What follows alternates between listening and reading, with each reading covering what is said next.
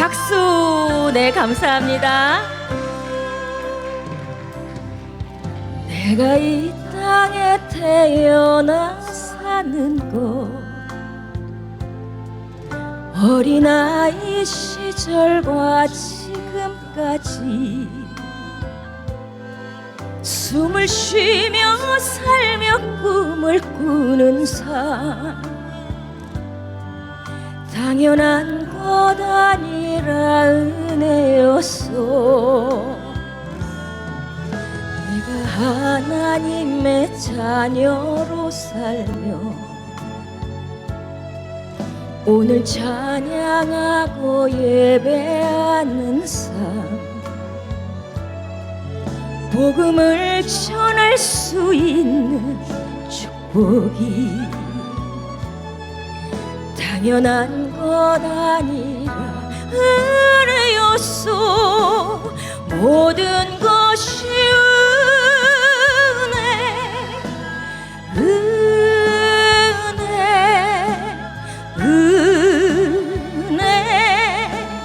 한없는 은혜. 내 삶에 당연한 건 하나도 없었던 것을 모든 것이 은혜였소. 모든 것이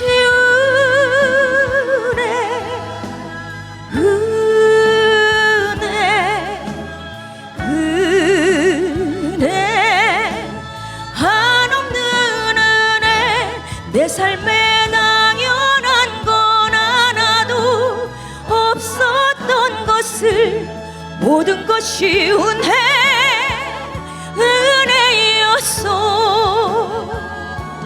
모든 것이 은혜였소.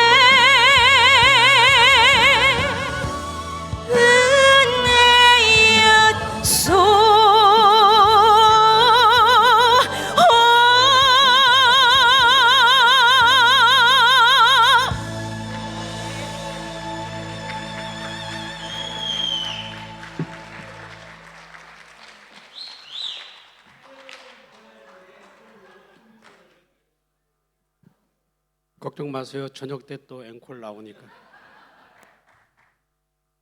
우리 임 목사님 힘내시라고 하면 크게 한번 박수 쳐주세요.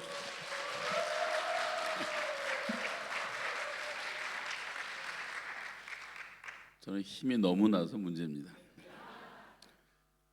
나경영 목사님 찬양 들으시고 싶을 때 내일도 계속 들을 수 있고 오늘 밤도 들을 수 있는데 이렇게 함께 해주신 거 너무 감사하고, 우리 동네에서 가까운 곳에서 남편이 약사예요, 약사. 그래서 약이 필요하신 분들 다 오라 그러니까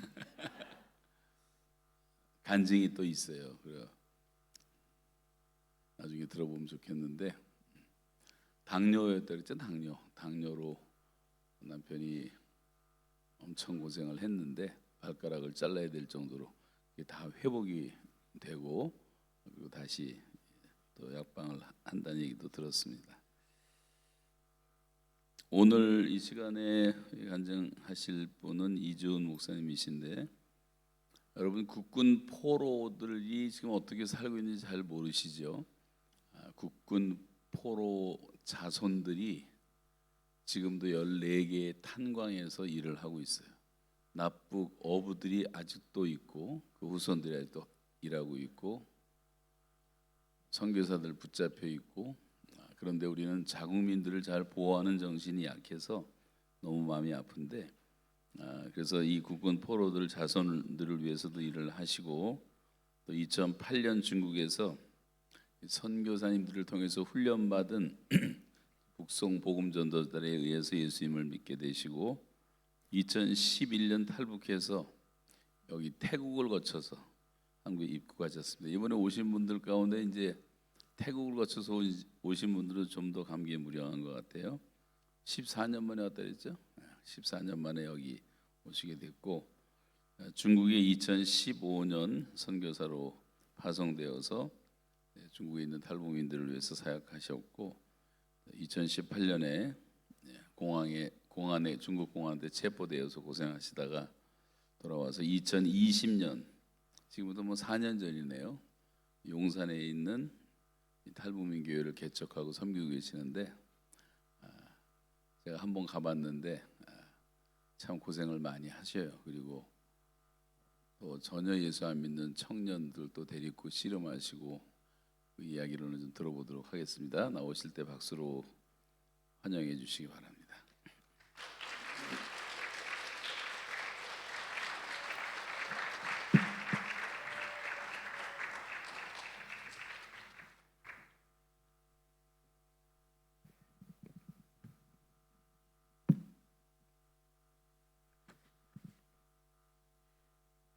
예, 기도하겠습니다.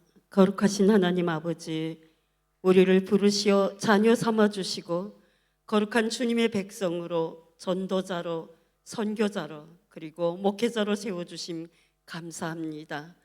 하나님 나라의 거룩한 복음의 전달자로 세워 주신 주님께 모든 영광 올려드리며 살아서 역사하시는 우리 구주 예수 그리스도 이름으로 기도합니다. 아멘. 아멘. 네, 14년 만에 태국에 왔습니다. 우리 탈북민들에게 이 태국 땅은 안도의 땅입니다. 그래서 50년이라는 긴 세월을 북한 땅에서 늘 두려움과 분노와 그리고 슬픔과 말할 수 없는 고통 속에서 살다가 태국에서 배를 타고 태국 땅에 발을 척 올려놓는 순간에 인생의 처음으로 안도의 숨을 쉬었습니다. 이곳은 대한민국으로부터 먼 태국이지만 대한민국이 우리를 보호하여 선 정말로 우리 탈북민들을 마음에 가슴에 품었을 뿐만 아니라 직접 품어서 그래서 자기의 조국으로 데려갈 수 있는 그 문 앞이었습니다. 태국에서 감옥을 3개를 걸쳐요. 근데 묶일 때마다 기쁨으로 묶였어요. 여러분, 여기를 걸치고 다음으로 가면 또 다음으로 가면 내 아버지의 조국, 우리 아버지가 평생을 두고 한평생을 두고 오시고 싶어 했던 그 땅으로, 그리고 월남자의 딸인 우리 어머니가 평생 진달래꽃이 필 때 돌아오마 하고 떠나간 그 친정 아버지를 기다리시던 그 땅으로 내가 갈 수 있다는, 그래서 이 태국은 14년 만에 왔는데 제게는 정말로 말할 수 없는 감사함과 고마움과 그리고 축복과 기도로 이어져 있는 그런 귀한 땅입니다. 그리고 제가 이 탈북하는 전 구간의 이 기간 동안을 제 이 기억에서 잊어버리고 있었어요. 힘들어서 잊어버렸나 봐요. 그런데 어제 바로 이 예배실에서 처음으로 주님 앞에 무릎을 꿇었을 때 2가지의 놀라운 사건을 기억했습니다. 첫 번째는 태국 감옥에 도착을 했는데 김정일이 죽었다는 소식을 받았어요. 그래서 제가 감옥에서 무슨 방장이지 않은 그런 걸 했는데 그날 밤에 300명의 탈북민 여인들에게 우리 오늘 춤을 추자, 우리 오늘 모든 묶임을 끊고 우리 이곳에서 춤을 추자. 그래서 태국 이민 감옥에서 300명의 탈북민 여인들이 경찰까지 올라와 보는 상황에서 대춤을 췄던 기억이 났습니다. 그리고 2번째는 뭐냐면 바로 이 태국에서 제 인생의 처음으로 내가 믿는 분, 내가 사랑하는 그 하나님, 우리 주 예수 그리스도의 그 놀라운 성탄을 기념했다는 겁니다. 제 인생의 처음으로 성탄절에 주님 앞에 섰던 그런 기억이 떠올랐습니다. 여러분, 그날의 그 성탄절을 기억하는데 눈물이 빗물처럼 쏟아져서 제가 어제 많이 울었습니다. 그때 우리만 나온 것이 아니라 그 이민구역 안에 있는 기독교인들은 다 모였어요. 그날 그곳에 와서 찬양을 부르고 말씀을 전달하신 분들은 어떤 모습으로 어떤 마음으로 우리들 앞에 섰는지 모르겠지만 인생의 처음으로 하나님을 높여드리는 찬양을 듣는, 그리고 예수님의 탄생일이라는, 예수님이 오신 날이라는 그날을 기념하는 그 자리에 있는 저의 마음에 그 기쁨, 그리고 이것이 근 50여 년을 정말로 헤쳐나가야 되는 모든 고난을 뚫고 와서 맞이한 우리 하나님의 기쁨의 그런 자리였다는 것이 기억이 돼서 어제 참으로 감사함으로 주님 앞에서 많이 울었습니다. 여러분, 이 교회가 아마 들어가실 것인데 이제 곧 성탄절이 가까이 오면 그곳에서 인생의 처음으로 우리 주님의 탄생일을, 성탄을 기념하는 그들의 마음도 읽으시기를 바랍니다. 얼마나 간절히, 남이 울면 부끄러워 그때는 막 이렇게 막 탄생일이라고 울지 못하는데, 제가 기억했던 것은 제 눈이 아니라 제 속에서 눈물이 비오듯이 쏟아져 내렸던 그런 기억이 있습니다. 저는 국군포로 딸입니다. 그리고 월남자의 딸입니다. 아버지는 한평생 어머니의 고향으로 돌아가고 싶어 했고, 어머니는 친정아버지를 평생 기다리셨습니다. 저는 두 분들의 모습을 보면서 내가 살아있는 한에는 나는 절대로 내 가족을 안 버린다.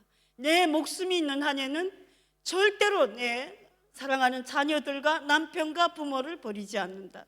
그런데 저 역시 지금 이 자리에, 그리고 대한민국에 홀로 와서 주님 나라를 위하여 하나님 나라의 꿈을 안고 나가고 있습니다. 인생은 내가 쓰는 것이 아니라 하나님이 우리를 위하여 써주시고 그려주시고, 그리고 우리는 그 길로 담대히 나가면 된다는 것을 정말 다시금 돌이켜보는 그런 시간입니다. 우리는 길도 없고 진리도 없고 온통 어둠이던 그 땅에서 이 땅까지 왔습니다. 제가 2008년에 그 땅에서 정말 중국에서 전도자들, 선교사님들을 통하여 복음을 전달받은 그런 한 복음 전도자를 통하여 세례를 받았습니다. 물론 평신도가 제게 세례를 주었습니다. 얼마나 갈급했으면 제가 하나님 앞에 맷돌에 갈아 죽임을 당하는 한이 있어도 나는 오늘 이 시간부터 하나님과 한편이 되겠다고 작정하고 그 세례를 받았겠습니까? 인생의 처음으로 주기도 문을 읽는데 그 사람이 내 손을 잡고 무너지듯 주저앉으면서, 하나님, 지금 이곳에는 교회도 없고 십자가도 없고 목사님도 안 계시지만 이 하나님의 딸이 되고 싶어하는 이분에게 성부와 성자와 성령의 이름으로 세례를 줍니다 하고 그분이 제 머리에 세례를 주는데, 그날 그 사람의 눈에서 눈물이 두 줄기 하나님 아버지 이렇게 부르면서 무릎을 꿇으면서 울고 있는 것을 보는데 제 눈에서는 눈물이 장벽처럼 쏟아져 내렸습니다. 오랜 슬픔과 아픔과 분노와 그 모든 것이 하나님 앞에 쏟아지는 시간이었습니다. 왜 세례를 받고 왜 죽기로 작정했냐? 왜 죽으려고 그 길을 택했냐? 군에 간 아들이 굶어 죽고 있는 인민군 한개 중대 120명 군인들을 2008년에 제가 아들의 부대에 갔는데 파리채를 쥐고 때려잡아 죽여도 다 죽일 수 있는 상황이었습니다. 난 애미들도 모르게 17살부터 27살까지 이민족의 다음 세대가 한국군 초소가 바로 앞에 보이는 그곳에서 죽어가고 있었습니다. 서서히 말라가고 있었고 비참하게 그 둥성이를 한국군 초소에서 군인들이 바라보이는 그곳에서 3월인데 벌벌 짐승처럼 기어다니며 풀뿌리를 캐고 있는 모습을 보면서 잠깐 중국에 나왔다가 제가 주님의 말씀을 들었던 기억을 하면서 하나님 앞에 그 날에 그 개성에서 제 삶에 처음으로 이렇게 하나님 앞에 말했습니다. 하나님, 너무 잘못했어요.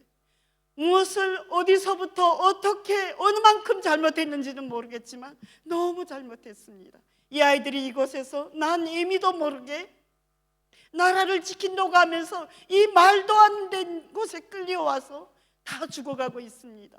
하나님, 죄를 우린데 돌리고 이 아이들 좀 살려주십시오.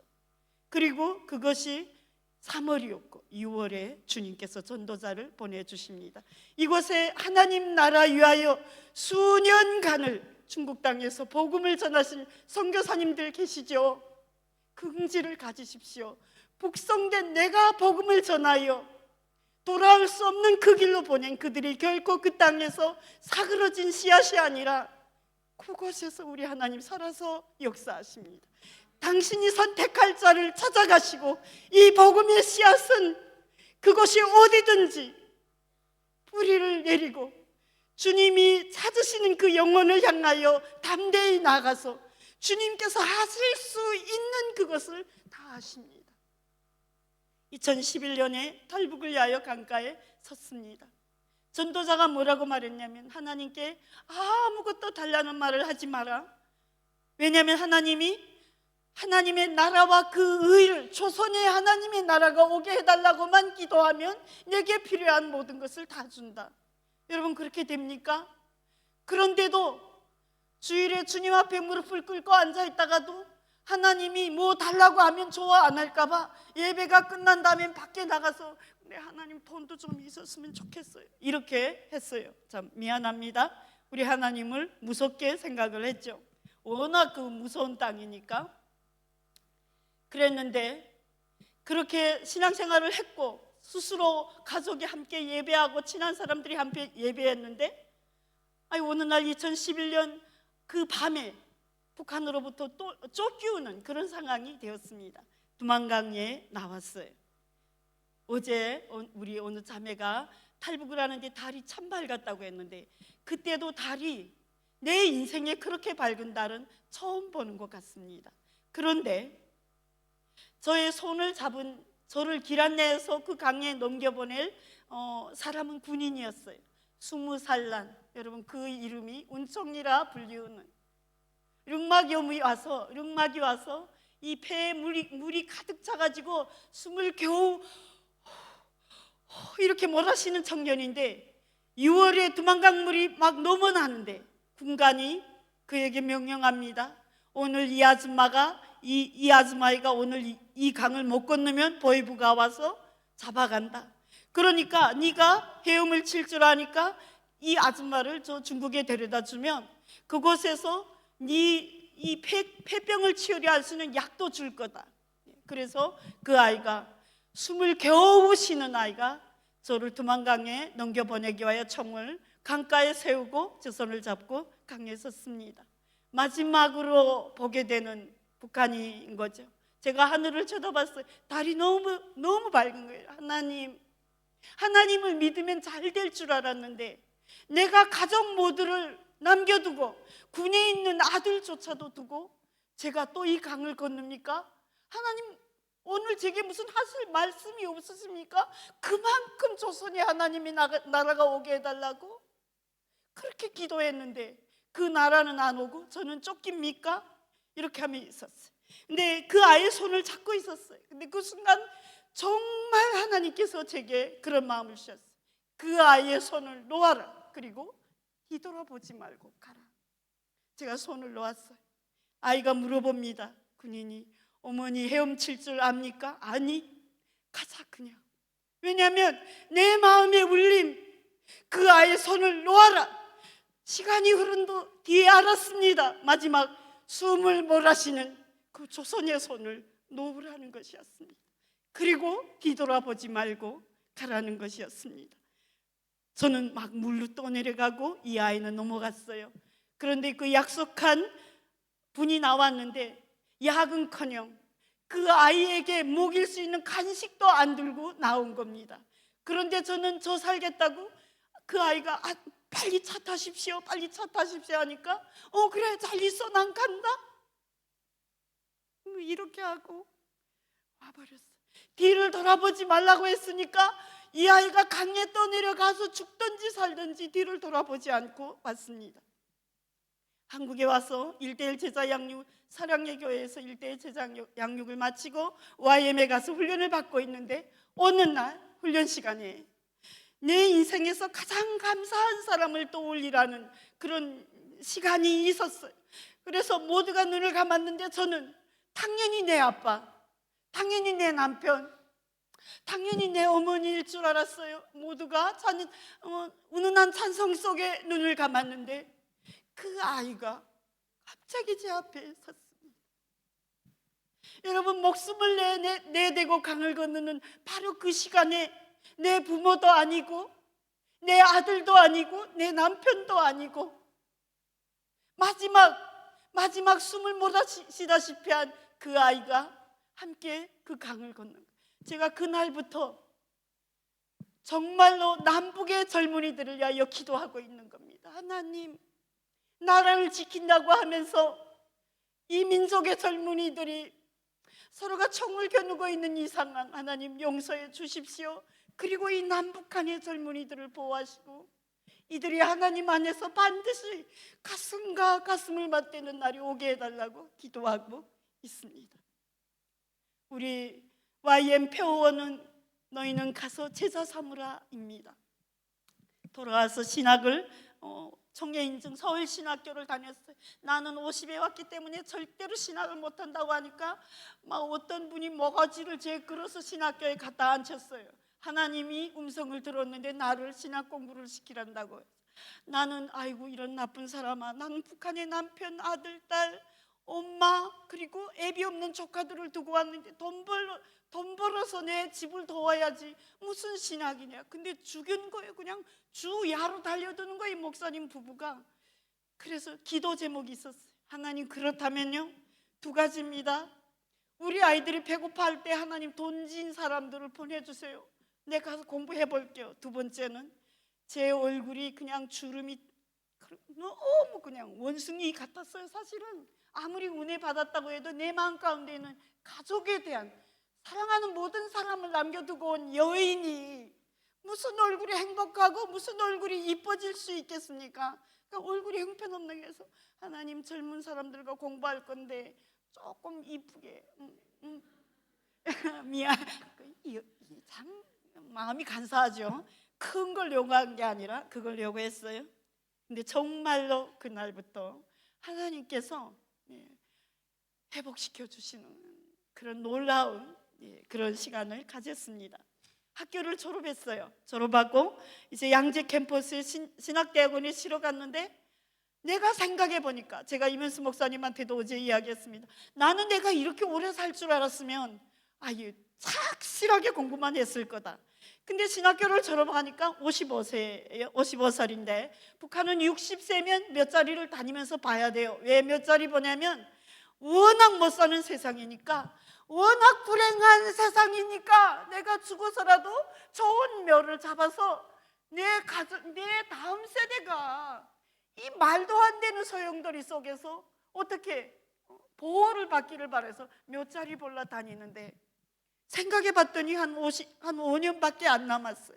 그래서 하나님, 내가 만난 그분, 내가 사랑하는 그분, 나를 사랑한다고 하시고 정말로 내가 너를 위하여 십자가에 못 박혀 죽었고 내 빚값으로 너를 싸서 하나님께 올려드렸다고 하시는 그분을 전하게 저를 사용해 주십시오. 근데 갈 수 있는 곳 어디냐면, 제가 워낙 이스라엘을 사랑합니다. 북한에서 주일 예배를 하면서 그분이 가르쳐준 대로 다 하는데 마지막 말은 제가 제 스스로가 하나님 앞에 했습니다. 저 지금 하나님 앞에 있어요. 뭐라고 했냐면, 하나님 아버지, 이 말은 우리 사람들이 잘 알아요. 억천만 번 죽더라도 원수를 치자, 이게 북한 말입니다. 그런데 제가 이렇게 말했어요. 억천만 번 다시 살아서 내 마음의 고향, 내 마음의 성지 예루살렘에 가서 십자가를 부담고, 왜 가겠냐면 살아서 그 거룩한 성에 가서 실컷 울게 하여 가겠습니다. 이 말할 수 없는, 인간이 다 입으로 표현할 수 없는 고통과 슬픔의 그 고비를 넘는 이 모든 것을 하나님 앞에 가서 다 내려놓고 실컷 울게 하여 간다고 하였습니다. 근데 그게 기도죠. 내가 언제 예루살렘으로 가요? 상상도 안 되는 일이었죠. 신학교를 졸업하고 나는 이스라엘에 선교사로 갈 거다. 신대원 도망쳐서 나와서, 교수님이 실어가면 또 도망쳐 나와서 이스라엘로 가려고 하는데, 저를 북한에서 하나님을 알게 한 그 선교부가 뭐하노? 니 중국에 가자, 이렇게 하는 거예요. 그래서 중국은 왜요? 우리 탈북민들 중국 가는 거 무서워해요. 사실은 보이부가 코앞에 있으니까. 그래서 왜요? 하니까 거기에 탈북민들이 있는데 가서 만나자. 여러분, 작은 배낭 하나를 메고 그냥 잠깐, 나는 중국에서 살아본 적도 없잖아요. 그래서 탈북민들이 있는 데를 7명의 YM 선교사님들이 가는데 따라갔어요. 따라서 어두운 밤에, 이 찬양 참 놀라운 찬양입니다. 캄캄한 밤에 막 차가운 막 흔들흔들하는데 정말 밤을 뚫고 어떤 집에 갔어요. 근데 빛 하나도 없는 집 문을 딱 열었더니 그 안에서 탈북민들이 우리를 기다리고 있었습니다. 이날이 부활절 이브의 밤입니다. 근데 도착을 했더니 이분들이 도착해가지고 갑자기 이곳에서 교회를 개척한다는 거예요. 탈북민 교회를. 근데 제가 이미 합동 측에서 훈련을 받았고 정말 한 교회가 새로이 탄생하는 시간에 있었어요. 신학생 때 얼마나 금식기도 많이 하고 땅 밟기 얼마나 하고 그냥 엉치를 하늘로 쳐들고 하나님 앞에 엎드려서 이렇게 하는 게 교회 개척이 아닙니까? 근데 갑자기 지금 선교사들이 평신도 하여간 선교사님들이 교회를 개척한다고 하니까 제가 이거 YM 2단이라고 하더니 내가 참 이상한 사람들하고, 왜냐면 우리 합동에서는 좀 그런 소리 잠깐 했어요. 그리고 제가 삐져가지고 이분들이 6명이 막 그 훈련을 하는데 저는 웃방에 따로 있었어요. 이상합니다. 하나님, 교회를 어떻게 망치로 두드려 만드는 것은 선자리에서 뚝딱 교회 만듭니까? 이거 아니지 않습니까? 이런데 주님 이런 마음 주셨어요. 네가 가장 잘하는 거 그거 해봐라. 그게 뭐냐면 핸드폰 가지고 기도 문자 나누는 거 참 잘했어요. YM에서 그걸 배웠으니까. 그래서 YM의 저를 알고 있는 모든 중보 기도자들에게 부활절 이브의 그 밤에 11시가 다 됐는데 제가 막 문자를 보냅니다. 여기서 YM 평신도 선교사들이 탈북민들로 교회를 개척한다는데 여러분 하나님의 음성을 들어주십시오. 이게 옳습니까? 그런데 아주 영혼 없는 이제 응답이 옵니다. 아멘, 아멘, 아멘. 왜냐면 이브의 밤이니까 얼마나 바빠요. 언제 탈북민 교회 나오겠으면 나오고 교회들에서 아멘, 아멘, 아멘. 그러다가 갑자기 한 여성 중보자에게서 제게 문자가 왔습니다. 6월절 이브의 이 밤에 그 어린 양의 피가 문 기둥과 임방에 뿌려진 그 집은 멸하는 자의 발이 넘어가리라. 그 순간 그곳에 성령이 임하였어. 우리가 엎드려 통곡하고 당연합니다. 하나님, 예수님의 이름이 있는 그곳에 교회가 서는 겁니다. 주님이 하시는데 주님께서 이곳에서 이 산자들의 땅 위에 이름조차 없는, 북에도 없고 남에도 없고 중국에도 없고 그 작은 신분증조차도 없는 당신의 사랑하는 딸들에게 예배자의 자리에 그들을 세우고 교회라 그 이름을 주시려고 하는데, 그 영원한 생명을 주시려고 하는데 하나님 나라의 시민권이 지금 그것에 내려오고 있는데 그것을 막아설 자가 누구이며 그것을 비난할 자가 누구이며 그것을 놓고 지시비를 가를 수 있는 사람이 아무도 없는 거였습니다. 그리고 다음 날 부활절날 중국 하얼빈의 장산에서 40여 명의 탈북민 여인들과 그리고 20여 명의 아이들과 그 남편들로 소망교회가 개척됐습니다. 여러분, 우리는 공주사역이 아니라 교회를 시작하였습니다. 물론 내나 우리 평신도 선교사들이 우리가 뚱땅했다는 게 아닙니다. 감사하고 고맙습니다. 이미 그 자리에 수많은 선교사님들이 그 굳은 땅에 그 여인들에게 약품도 가져다 주고 배낭을 메고 다니면서 하나님이 너희들을 사랑한다, 하나님이 너희들을 위하여 오셨다, 예수님이 너를 위하여 십자가에 못 박혀 죽으셨다를 수년간을 한 자리에 이제는 촉촉해지니 주님께서 이 자격 없는 탈북민 전도사를 데리고 가서 그 교회가 일어서는 현장에 있게 하셨습니다. 그리고 선교부는 앞으로 나갔고 저는 남았습니다. 왜냐하면 아무리 위험해도 우리 주님께서 그 여인들을 통하여 예배를 받으시기에 합당하신 분이고 2,500만이 그들의 그 애통함과 절통함을 내려놓고 주님께 찬양 드리고 영광 돌려야 하는 것이 우리의 사명이라는 걸 우리는 잘 알고 있기 때문입니다. 교회가 2번에 걸쳐서 미니 DTS 훈련을 했습니다. 여러분 아시죠? 제가 YM 훈련 참가자니까 아무리 생각해봐도 벼락같이 주님을 져야지 이 사람들을 만나기가 어려운데 안 되겠다. 그래서 YM에 정말로 선교사님들이 15명이 목숨 걸고 그 현장에 가서 이제 1차 미니 DTS를 합니다. 하나님 한 명만 주시옵소서 그랬어요. 하나님 한 명만. 왜냐면 열흘 동안 훈련 받는데 남편들이 보내나요? 안 보낼 거잖아요. 하나님 한 명만 가서 정말 두근두근 한국 분들을 가득 데리고 갔는데 얼마나 떨리겠어요. 한 명도 없으면. 문을 열었는데 20명이 앉아 기다리고 있는 거예요. 그리고 우리 남편들이 아내들을 이 한국 사람들한테 열흘 동안 내놓는다는 거 이거 사람의 생각으로는 있을 수 없는 일인 거예요. 아니 한국 사람만 만나면 다 도망을 치는데 하나님 하신 거죠. 그리고 7명은 돌아가고 13명이 미니 DTS를 받았습니다. 근데 DTS 훈련을 받자고 하는데 우리 리더십이 뭐라고 하냐면 선교사님 우리 하나님께 기도했습니다. 그래서 아이고 뭐라고 기도했어요?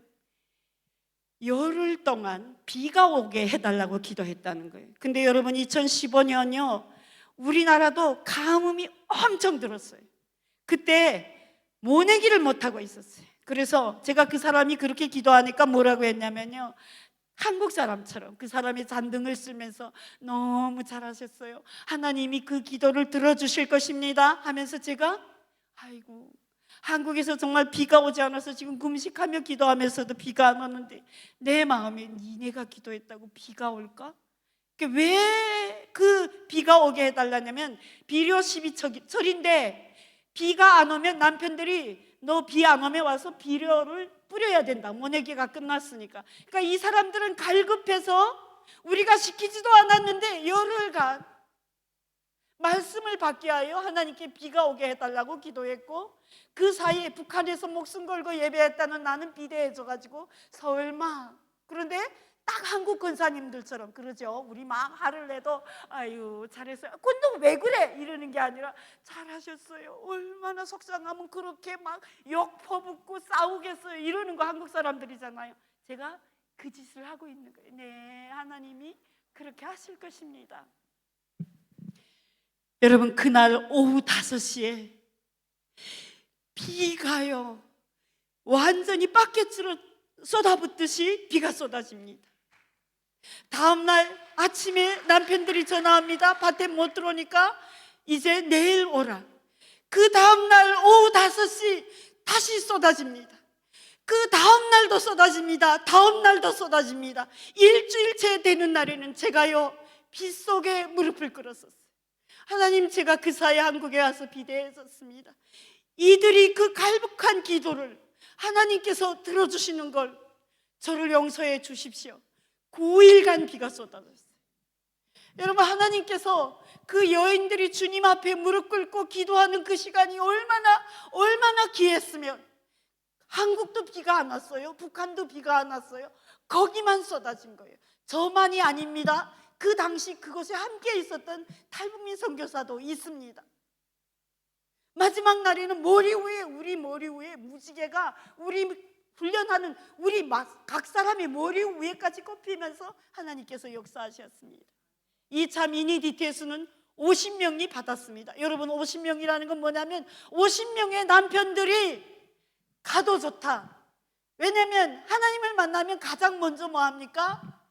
핸드폰을 열고 녹음 오아이니 여러분 몸이 발렸고 남편을 원수같이 생각하던 그들이 그 열흘간의 DTS가 끝나고 하나님의 사랑을 아니까 당신 내 사랑한다고 말을 하는 전화로 남편이 미쳤나? 빨리 오라. 너 돌았냐? 막 이렇게 하는 정도죠. 50명이 내놨어요. 가서 하나님을 만나라. 제가 체포되기 직전까지 거의 105명이 출석을 했어요. 주일이면 남편들, 청년부 아이들, 자녀들 모두가 그 골짜기를 쓸어 들어오는데 파출소가 지금 저 문 앞에 있어요. 한 번도 4년 동안 파출소가 문을 안 열어봤어요. 예배를 하고 찬양을 하면 그 100평짜리 집이 이게 이 중간 집을 얼마나 잘 지었는지 3층 집이 막 흔들흔들 하는데도 발을 굴고 밑에서 우리 한국처럼 이런 층간 소음 때문에 도끼 들고 올라오는 사람도 없고, 네, 하여간 그렇게 예배를 했어요. 2018년에 YMC로 북한 가까운 도문 땅에 땅 밟기 예배를 갔다가 이제 전 교인이 체포됐어요. 한 버스에 다 탔습니다. 예, 그 전에도 다녔고, 여러분 문재인 대통령 김정은 만난 거 자기네가 잘해서 그런 거 아닙니다. 우리가 땅 밟게 하면서 남북이 열려달라고 얼마나 기도했습니까? 그래서 지금 열리는 찰나예요. 2018년에 나갔다가 도문에서 버스에 군인이 올라왔습니다. 자, 신분증 내놔. 그러니까 청년부하고 장년부가 같이 앉았는데 어떻게 됩니까? 엄마들이 신분증이 하나도 없어. 그런데 더 놀라운 건 뭐냐면 30여 명이 탔는데 얼굴이 해처럼 빛나는 건 신분증이야. 군대가 다 내려놔요. 얼굴이 해처럼 빛나는 사람은 중국 사람이에요. 진이 눈에 다 내려놓고 새신자 5명, 얼굴이 새까맣고 훅 비치고 그런 사람 5명이 두려워 떨면서 그 버스에서 못 내려서 저하고 같이, 청년들하고 저하고, 그리고 통역 나간 연세대학교 기독교 책임자, 이래서 7명이 체포되었습니다. 참 우리 요한계시록에 그 이야기가 있죠. 그 말씀이 마지막 된 날에 두려워 떠는 자. 네, 하나님을 믿는 우리는 두려워하지 말아야 되는데 이 새신자들이 결국은 두려움 가운데 그 군인의 총구 앞에 제 몸을 내댄 겁니다. 이제 가운데 두만강이 흐르고 강 저편은 저희 집이 보이고 이제 중국 감옥을 향해서 족쇄를 차고 6명의 탈북민들과 연세대학교 기독교 책임자를 싣고 올라가는데 YM에서 정말 이 벽에 우리 표가 있었어요. 표대를 향하여 그리스도 예수 안에서 하나님이 위에서 부르신 부르심의 상을 향하여 달려가노라. 네. 그래서 하나님 갑니다. 근데 조건이 있어요. 저 한국 여권 포기합니다. 저는 이들과 함께 그 땅으로 갑니다. 한 달 반 돼가지고 어쨌든 한국 정부에서 한국 사람 찾으려 왔어요. 도문까지. 나갔더니 그들이 말합니다. 어떻게 할 거냐? 네가 하고 싶다는 대로 할 거다. 그래서 제가 나는 남편 이 여인들이 북한으로 가면 나는 한국 여권 포기한다. 앞으로 갈 거다. 이건 하나님 앞에 계속해서 했던, 중국으로 다니는 4년간 했던 기도였습니다. 하나님, 만약 예배 드리다가 정말로 체포돼서 모두가 한 차에 실린다면 이 딸은 한국 여권 포기합니다. 근데 다음 기도 제목이 있었어요. 근데 딸이 맞아 죽는 거 안 보겠으면 하나님 잘 지키소. 이렇게 공항에 들어갈 때마다 그렇게 기도를 했었는데 그 날이 온 겁니다. 결국에는 한 달 보름 만에 우리 한국 청년은 돌아가고 우리는 북송을 위하여 남았습니다. 우리 성도들이 너무 좋아하는 거예요. 선교사가 한국 여권 포기하고 함께 남아서 같이 가는 거, 그보다 더 큰 축복이 어디 있습니까? 감옥에서 약속을 했습니다. 마당에서 이렇게 만나가지고 저는 외국인이어서 다른 방에 있고 이분들은 이곳에 있는데, 너희는 북한에 가서 우리는 전혀 모르고 이 여자가 시켰다고 해라. 그리고 어떻게 하든 살아서 세례도 받고 하나님을 만나고 어떻게 하나 살아서 예수님으로 인하여 구원받아라. 알았다. 그거야 잘하죠. 저 여자 시켰다는 건 자기네가 다 하겠다. 그리고 출발을 앞뒀습니다. 제가 금식을 하고 있는데 금요일날 조선족 그 경찰이 왔어요. 제게, 아줌마 이거 이 사람들 계속 보고 있잖아요. 밥을 먹소. 왜요? 이제 갑니다. 월요일이면 갈 거니까 가서 매를 맞아도 밥을 많이 먹고 맞아야 되는 거 아닙니까? 아줌마는 살 수 있는 길이 없다는 거 알아요. 지네가 다 그래서 제가 최종적으로 그 사람들에게 한 말이 있어요. 나를 선교사라고 쓰지 마라. 왜냐하면 북한은 선교사라고 선교사를 간첩이라고 하거든요. 그래서 선교사로 쓰지 마. 그러니까 뭐라고 쓰라냐? 하나님의 사람이라고 써서 보내달라. 오케이 하는 거예요. 그리고 이제 금요일입니다. 밥을 먹기 시작했습니다. 밥을 먹고 있는데 토요일 날 갑자기 경찰이 와서 니 줘봐, 니 줘봐 이러는 거예요. 야 미쳤나? 토요일 날 어디로 간단 말이야? 이건 북송도 아니고 특송도 아니고 하간 가는 거예요 지금. 그래서 나왔더니 가라는 거예요. 하나님께서 역사하셔서 남편들 그 6명은 다 남편들에게 돌아가고 저는 한국에 돌아왔습니다. 그리고 지금 영산에 교회를 개척했어요. 근데 제가 영산에 교회를 개척하라니 어느 날 기도하는데 농촌을 찾아다니는데 하나님이 야 도시 가운데 교회를 개척하라 이렇게 하니까 제가 그랬어요. 아버지 잘못하셨어요. 하나님 아버지 딸 아무것도 없어요. 도시 가운데 어디 교회 개척합니까? 이렇게 했어요. 근데 정말 용산에 교회를 개척했습니다. 여러분 그때는 용산이 중심이 아니었죠. 강화문이었습니다. 그래서 제가 그곳에서 교회를 개척하고 얼마 있는데 윤석열 오빠가 거기 보따리를 싸들고 왔어요. 도시에 대한민국의 중심이 됐고 통일된 한반도의 중심이 되었던 겁니다. 할렐루야. 하나님께서 이 정말 탈북민 목회자를 먼저 그 땅에 보내셔서 걸크는 기도를 시키셨던 겁니다. 우리 교회에는 인신매매 당한 부모들이 중국에서 나와가지고 온 청년 20명이 이제 예배를 드립니다. 한국말, 중국말 막 이렇게 하고 있어요. 우리 청년들이 이제 12월이면 한 5명이 군대 가요. 여러분 박수 치셔야 돼요.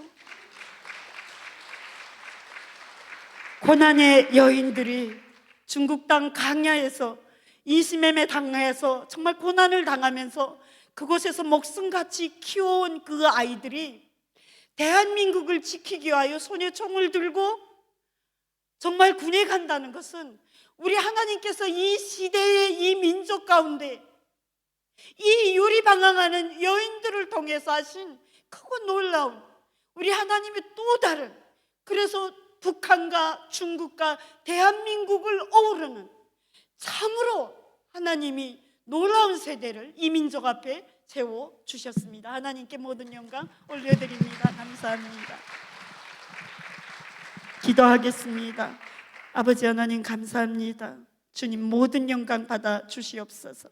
하나님 지금도 남북한의 젊은이들 하나님 축복하시고 이 젊은이들이 정말로 북에 있던 남에 있던 하나님을 예배하는 예배자로 일어서는 날이 곧 오게 하여 주시옵소서. 예수님의 이름으로 기도합니다.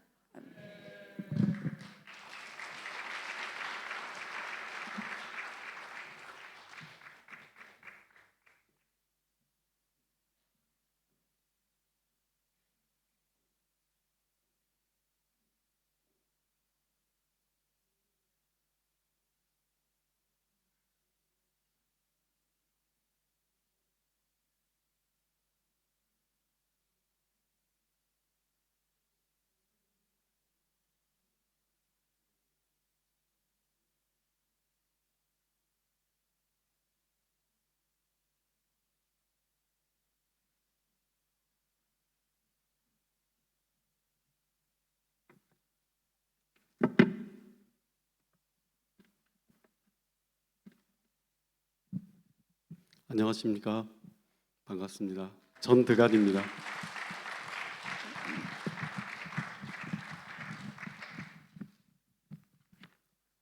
제가 알고 있기로 40분이라고 들었는데요.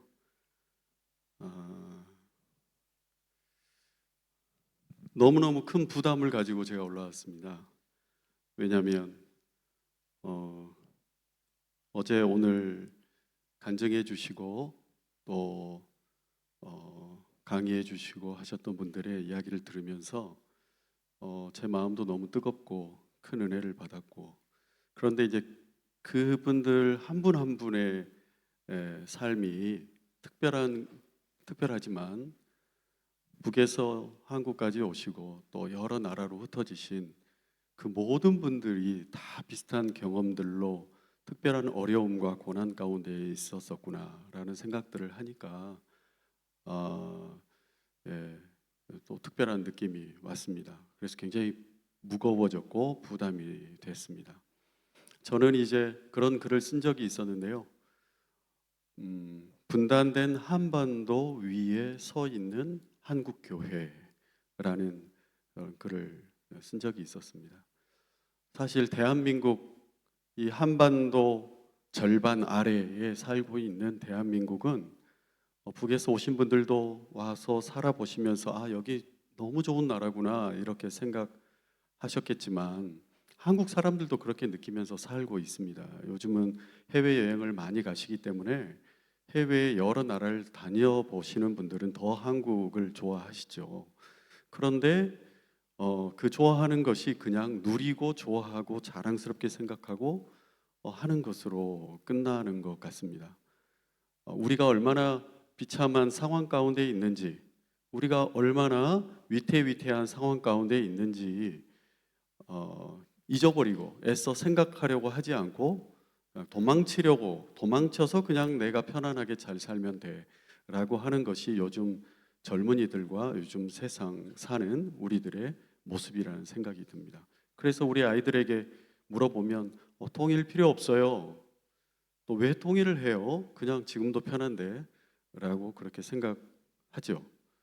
그러나 우리의 정체성은 분단된 조국 위에 살고 있는 겁니다. 그리고 한국 교회는 분단되어져서 아직도 회복되어지고 있지 못하는 그런 가운데 한국 교회가 있습니다. 그러면 한국 교회 말고 태국에 있는 한인 교회나 미국에 있는 한인 교회나 다른 여러 나라에 있는 한인 교회 또 다른 여러 나라에 흩어져서 살고 있는 코리안 디아스포라들은 어떤가?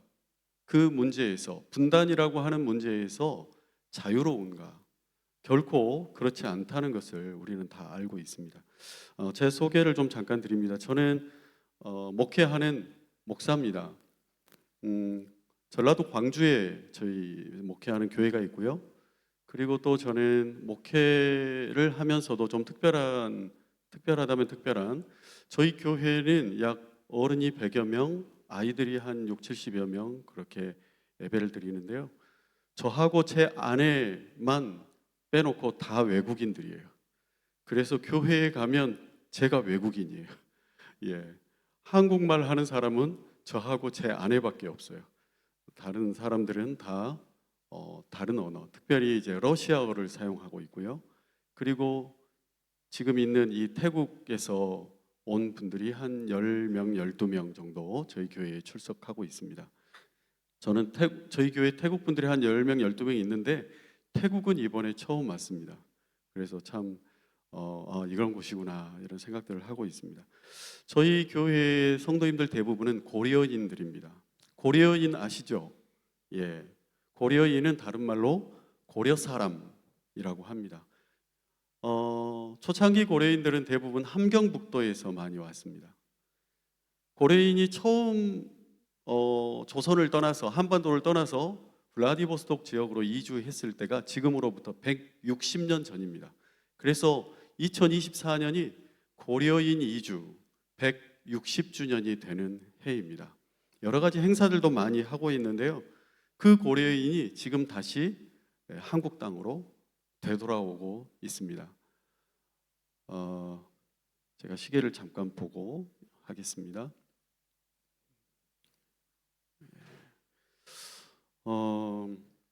고려인들의 전체적인 숫자는 전 세계에 지금 52만 명 정도 있습니다. 정확하게는 알 수 없어요. 왜냐하면요, 파악하기가 너무 힘들어요. 블라디보스톡에서 살던 고려인, 그들은 아까 말씀드린 것처럼 160년 전에 함경북도 지역에서 블라디보스톡 두만강 그 강만 건너면 바로 연해주 블라디보스톡인데요. 사람들이 거의 살지 않는 그 지역으로 이주를 했습니다. 왜 이주했을까요? 혹시 PPT가 나올까요? 왜 이주를 했을까요? 먹고 살기 힘들어서. 이주의 대부분의 이유는 지금 내가 살고 있는 이 삶이 너무 힘들기 때문에 이주를 하는 것입니다.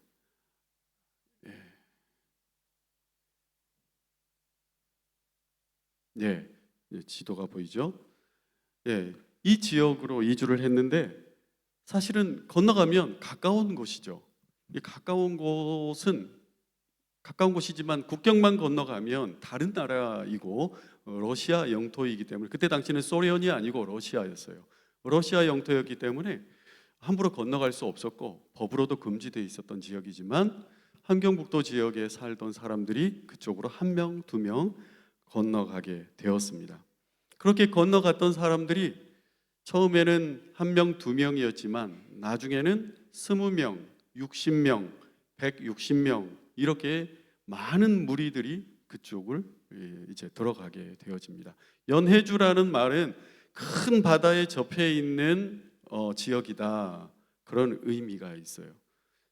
그 당시에 러시아 사람들도 거기에 많이 살지 않았고요. 러시아 군인들만 국경을 지키고 있었습니다. 조선은 폭압하고 폭정하는 탐관 오리들이 너무 많았기 때문에 그들이 먹이는 세금이나 이런 것들로 도저히 살 수가 없었습니다. 그리고 가뭄이라든지 태풍이라든지 흉년이라든지 여러 가지 문제들이 있어서 농사를 지을 수도 없었습니다. 그 땅은 아주 오래전에는 고구려의 땅이었고 발해의 땅이었습니다. 멀리는 서쪽의 북경에서부터 북쪽으로는 몽골의 바로 아래까지, 그리고 동쪽으로는 캄차카 반도 가까이 블라디보스토크까지 다 고구려의 영토였고 발해의 영토였다는 것을 사람들이 알고 있었어요. 그래서 고려인들은 나 조선 사람이요 라고 말하지 않고 당신 누구요? 라고 물어보면 고려 사람이요 라고 대답을 했다고 합니다. 이 사람들은 나라를 잃은, 아니면 나라를 떠난 그런 마음으로 와서 살고 있었어요. 여러분들 지금 이 자리에는 북에서 오신 분들도 많으시고 또 원래 대한민국 한국에서 태어나신 분들도 계실 텐데요. 고려인들과 한번 비교를 해보시면서 계속 이야기를 들어주시면 좋겠습니다. 한 가지 재미있는 이야기는 이 두만강이 있는 그 가장 끝 지역이 예전에는 녹둔도라는 섬이었는데요. 지금은 러시아 쪽으로 모래가 쌓이면서 붙어가지고 러시아 땅처럼 돼버렸어요. 이 녹둔도 섬에 조선의 군인들이 지키고 있었는데요. 유명한 조선의 군인이 그곳에서 근무를 했었어요. 혹시 아십니까? 전혀 상상할 수 없는 분인데요. 이순신 장군이요. 이순신 장군은 이쪽 남쪽에 바다만 지켰다고 우리가 알고 있는데 사실은 남쪽으로 오시기 전에 그곳에서 군인 생활을 하고 계셨었습니다. 그런 곳에 이제 고려인들이 살기 시작했습니다. 1905년에 러일 전쟁에서 이제 러시아가 패배하고 난 뒤로는 포츠모스 조약이라는 이 조약 때문에 사할린 남쪽 지역도 일본이 점령하고 또 지금의 그 블라디보스토크 지역에도 많은 일본 사람들이 또 일본 군인들이 가서 활약을 하게 됩니다. 그럴 때 그 이후에 조선은 이제 완전히 일본으로부터 병탄되게 되는데요. 국내에서 조선 한반도 내에서 독립전쟁을 준비하거나 독립운동을 하던 사람들이 이제는 한반도 안에 있기가 어려워지니까 전부 북쪽으로 이 한반도를 떠나서 연해주 쪽으로 이동하게 됩니다. 그래서 연해주에 미리 와서 살고 있었던 고려인들이 많이 살던 지역, 그 지역을 이제 신한촌이라고 하는 하나의 도시를 이루고 있었는데요. 그 도시 지역에 더 많은 고려인들이 몰려들면서 그 지역은, 블라디보스토크 지역은 순식간에 20만 명 정도의 고려인들이 사는 지역으로 탈바꿈하게 됩니다. 여러분들이 잘 아시는 홍범도, 유인석, 안중근, 이상설, 또 이휘종, 유인석, 또 시리아 방성대곡 들어보셨죠? 그런 글을 쓰셨던 장지연, 이런 분들이 또 그 외에 너무너무 많은 사람들이 이 블라디보스토크 지역으로 모였습니다. 그때 당시에 이제 고종의 명을 받고 그곳에서 군대를 조직해서 활동하던 이범윤이라는 분이 충의대라고 하는 군대도 만들었는데요. 약 10,000명 정도로 조직된 군대였습니다. 그리고 그 외에도 많은 소수의 군대들이 있었는데 이 사람들을 다 합치면 10만 명 이상의 군인이 블라디보스토크 지역에 주둔하고 있었습니다. 그러나 이곳은 조선 땅은 아니죠. 러시아 땅이었습니다. 나중에 이 러시아 땅이 이제 공산혁명으로 소비에트로 바뀌게 되어집니다. 2차 세계대전이 끝날 때까지 이 고려인들이 일제와 치른 전투의 숫자가 1772회입니다. 기록에만 남아있는 그 숫자로만 해도 1772회예요. 얼마나 많은 전투를 치렀습니까? 그러면 왜 고려인들은 이 블라디보스톡 지역에 모여서 군대를 조직하고 그곳이 독립운동의 거점이 되었는가? 그것은 한반도와 아주 가까운 지역이었기 때문이고, 그리고 그것은 이미 그 이전 70년 전에 1863년도부터 이미 고려인들이 모여서 큰 도시를 이루고 있었기 때문입니다. 그곳에는 이미 학교들이 있었어요. 초등학교, 지금으로 말하면 초등학교, 중학교, 고등학교, 고려인들이 만든 대학교들도 있었습니다. 신문사도 있었고, 또 출판사도 있었고, 그리고 연극하는 극단도 있었고, 극장도 있었습니다. 그곳은 거의 또 하나의 조선이었습니다. 그곳에서 독립운동하기가 가장 좋은 환경이었다고 합니다. 국경은 거의 개방된 상태였어요. 지금은 이제 북한과 중국 사이에 그 강이 다 철조망이 만들어지고 또 전기가 흐르고 하지만 한 10년, 15년 전만 해도 그곳에 그런 것이 없었잖아요. 그것처럼 두만강이나 또 러시아와 조선 사이에는 아무런 그런 장벽이 있지 않았습니다.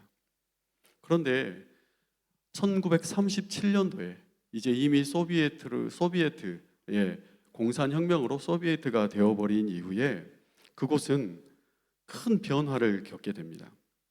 이곳은 가까운 곳 섬에 일본이라는 나라가 있었고 밑에는 조선이 있었지만 연해주 지역은 일본과도 너무 가까운 지역이었기 때문에 소비에트에서 볼 때 이 연해주에 살고 있는 조선인들은 따로 조선인으로 구분하지 않았어요.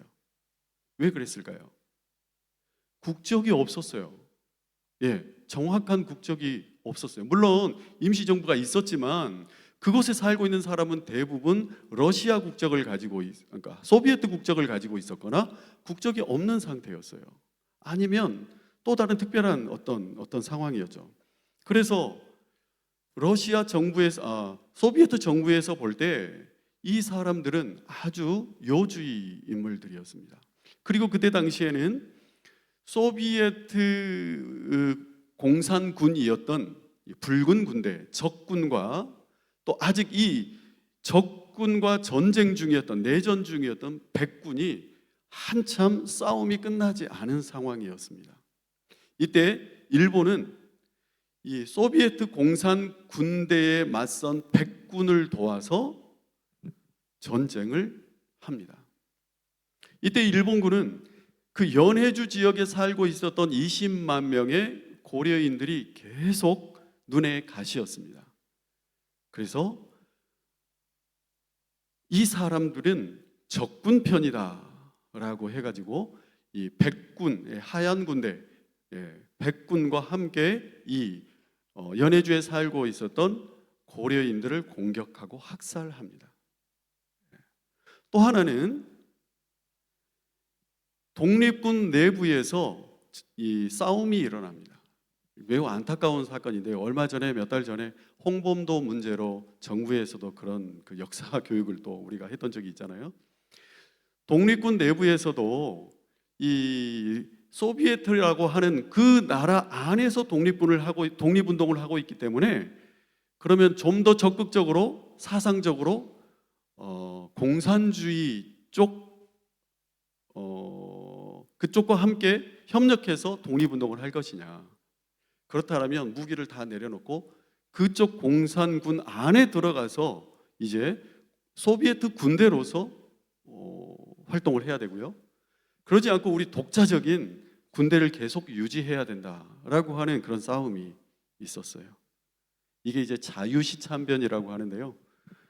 이때 이 싸움으로 독립군의 대부분이 다 와해됩니다. 그 도시에 있던 독립군들이 다 죽게 되는 거죠. 이런 여러 가지의 사건들을 통해서 고려인 사회가 큰 변화를 겪게 되는데요.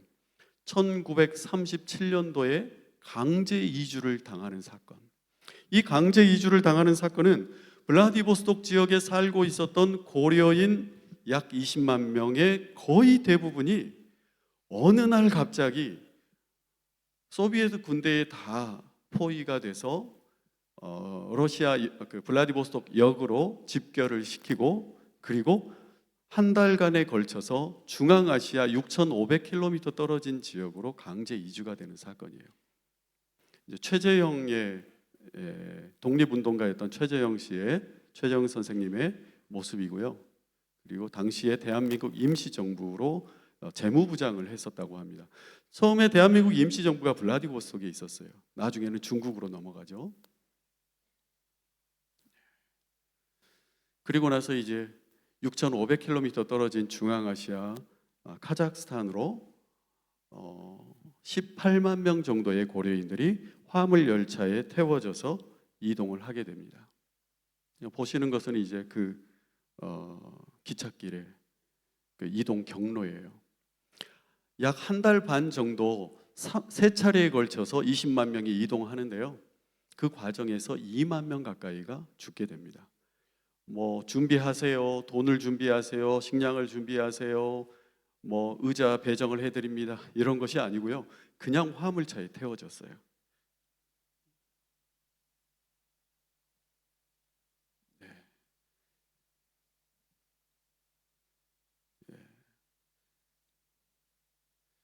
그 당시에 화물차를 재현해 놓은 사진인데요. 밖에서 채워놓으면 안에서 열 수가 없어요. 그리고 또 잠깐 열어줘도 안에서 그 사이에 이동하면서 죽은 시체를 거적에 말아서 밖으로 내 던지는 그런 일로 잠깐 문을 열어주지 않았습니다. 이 할머니의 그 당시에 1세대 할머니인데요. 한번 볼까요? 우리 가족이 중앙아시아에 도착했을 때 기차 안에 시체가 2구가 있었고, 그 도착하자 또 한 구의 시체가 생겼다고, 시체가 3구였다고 증언합니다.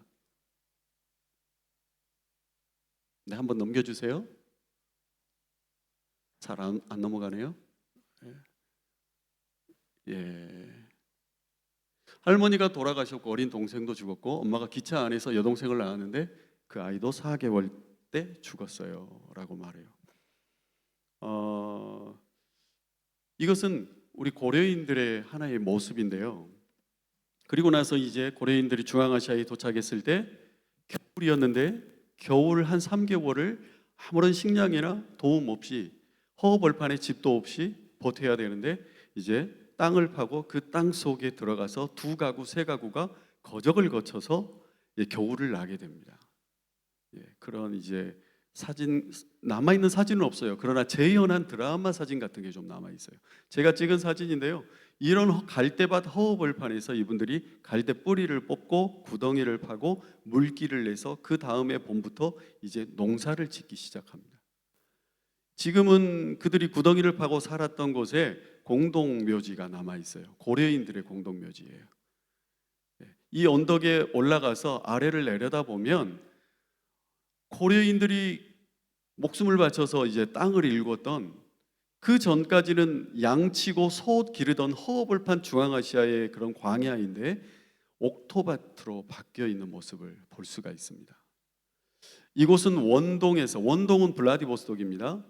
강제 이주된 고려인들이 1900몇 년이죠? 1937년 10월 9일부터 38년 4월 10일까지 토굴을 짓고 살았던 초기 정착지이다라고 하는 비석이 하나 서 있습니다.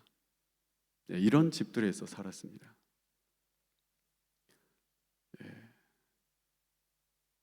하나 넘겨주십시오.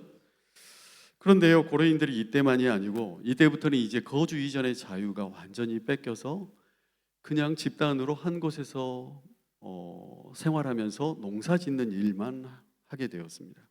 2차 세계대전 때는 고려인들은 이제 비우호 민족이라고 구분이 돼서 전쟁에 끌려 나가긴 하지만 총을 쥐어주는 최전방의 전투 부대로는 싸우지 못하고 약간 뒤에서 물자를 이송한다든지 하는 그런 일로 전쟁에 끌려 나가서 중노동을 합니다. 그리고 종교 탄압과 민족 말살 정책에 의해서 나중에 후르시초프가 이제 서기장이 될 때까지 오랫동안 교육받는 것, 또 이주를 하는 것, 그리고 뭐 정치 활동에 참여하는 것, 문화 예술 활동에 참여하는 것 아무것도 하지 못하고 노예처럼 농사만 짓게 되어집니다. 그리고 우즈베키스탄에 살던 고려인들은 나중에 이제 소련이 무너지기 곧 직전이었는데요. 우즈베키스탄 페르가나라고 하는 지역에 고려인들이 많이 살고 있었는데 그곳에서는 터키계 소수민족도 살고 있었어요. 그런데 우즈벡 민족과 싸움이 벌어졌는데 이 싸움이 불똥이 고려인에게 튀어가지고 그곳에서 살고 있던 고려인 수백 명이 그 도시에서 학살당하고 수천 명이 부상을 당해서 그 도시에서 쫓기듯 도망가는 사건이 벌어집니다. 저는 이 사건을 이렇게 연구하고 자료를 찾아보면서 미국에서 LA 한인 사건들이 있었잖아요. 그것과 비슷하다는 생각들을 하게 됐어요.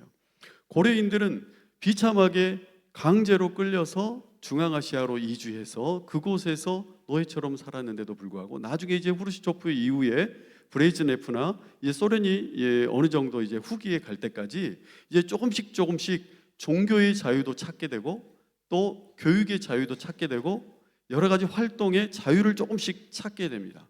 그래서 이곳이 우리가 새로 찾은 새로운 조국이다라는 생각까지 하게 돼요. 그런데 이 페르가나의 조선인 또 고려인 학살 사건을 통해서 이것도 우리의 조국은 아니구나라고 하는 생각들을 하게 되면서 이제 대대적으로 시간이 지나면서 다시 극동으로 이주를 하거나 다른 나라로 이주를 하거나 나중에는 이제 한국으로 이주하는 사람들이 점점점 늘어나게 됩니다. 이것이 고려인들에게 있었던 비극적인 사건들입니다. 강제 이주로 인한 민족 정체성의 상실, 그리고 전쟁과 종교 탄압, 그리고 문화 말살과 동화 정책으로 인한 혼란, 학살과 폭력의 경험들이 이들에게 계속해서 이어집니다. 이들은 나중에 공민권이 회복이 되기도 하고 그들이 아무런 작물을 심은 적이 없었던 그 지역에서 소련에서 가장 풍성한 벼 수확량을 일으키게 되는데요. 이런 어떤 훈장도 받고 공적을 인정받긴 하지만 이들의 삶은 크게 변함없이 바뀌지 않았어요. 계속 좀 넘겨주시기를 바랍니다. 이들이 이렇게 그럼에도 불구하고 이들이 이렇게 견디며 살 수 있었던 것은요, 연해주 지역에 이주 정착할 때부터 이곳에서 정착하며 살던 크리스찬들의 종교적인 모습 때문입니다. 아까 말씀드렸죠? 초등학교부터 대학까지 고려인들이 만든 학교들이 너무너무 많이 있었는데요. 교회들의 숫자가 전체 고려인의 30% 이상이 크리스찬들이었어요. 그리고 또 독립운동을 하던 많은 사람들이 이 블라디보스톡에서 독립운동하던 독립군들과 많은 독립운동 지도자들의 대부분 크리스찬들이었다고 하는 사실입니다. 나중에 강제 이주를 당할 때 약 2년 전부터 소련 공산당에서는 그 사전 작업을 하는데요.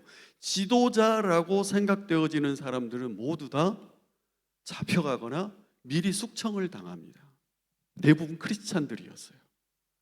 심지어는 지도자 하면 어떤 사람들이 떠오릅니까? 뭐 정치적인 지도자 뭐 이런 사람들도 있을 수 있지만 학교의 선생님, 심지어는 빵 공장의 공장장이면 고려인이면 잡아다가 다 숙청을 당하고 어느샌가 다 사라져 버렸어요. 그러자 군인들이 대대적으로 와서 이제 다 잡아서 그 블라디보스톡 열차에 태우기 전에 아무도 우는 사람이 없었다. 아무도 소리를 내는 사람이 없었다라는 기록이 나옵니다. 이것은 무슨 의미일까요? 2년 동안의 철저한 사전 준비를 통해서 아무도 저항하거나 다른 말 하거나 거부하거나 할 수가 없었다는 거죠. 그만큼 공포스럽고 포악한 그런 분위기에서 6,500km의 강제 이주가 시작이 된 것입니다. 1920년에는 일본군이 니콜라예프 학살 사건이라는 것을 저지릅니다. 니콜라예프라고 하는 곳에서 극동의 블라디보스톡 지역에 있는 도시인데요. 그곳에서 수많은 고려인들을 학살합니다. 그리고 1921년도에 아까 말씀드린 스보보드니 자유시 참변이 일어납니다. 그리고 1939년부터는요, 조선 내에서는 조선인들을 속여서 징용을 보내는, 그래서 사할린 남쪽 지역에 징용을 보내는 사건이 또 터집니다. 이런 여러 가지 사건들 속에서 가장 많은 피해는 고려인들이 당했고, 그 중에서도 이제 지도자들을 학살하는 과정에서 크리스찬 지도자들이 다 학살당하고 종교적인 집회가 이루어지지 못하게 했습니다. 그것이 소비에트 70년 내내 그런 일들이 일어나는데, 놀랍게도 소비에트 70년 동안 고려인들 교회들이 그 속에서 살아남았다고 하는 것입니다. 제가 사진 자료를 좀 준비했는데요. 한번 넘겨주시면 좋겠습니다. 예, 계속 한번 넘겨주십시오. 예, 이것은 이제 블라디보스톡에 있는 신안촌 기념비인데요. 예, 그 마을을 기념하는 기념비입니다. 넘겨주십시오. 예, 넘겨주십시오. 이 큰 그림이에요. 이 그림은 우즈베키스탄에서 미술을 전공한 신순남 씨라고 하는 화가이신데요. BBC에서 이분을 굉장한 세계에서 가장 뛰어난 미술가다라고 할 정도로 그림을 잘 그리는 분이신데요. 이분이 거대한 레퀴엠이라고 하는 거작을 그렸는데 그 중에 한 그림인데 어떤 그림인 것 같습니까? 상여가 나가는 그 장례식 그림이에요. 우리 민족의 슬픈 역사를 이렇게 표현해 놓은 것입니다. 넘겨주십시오. 예, 넘겨주세요. 예, 넘겨주세요. 하나님께서는 이런 이주를 통해서 우리를 축복하시는데요. 예, 이런 이야기는 나중에 또 하겠습니다. 넘겨주십시오. 예, 계속 넘겨주세요.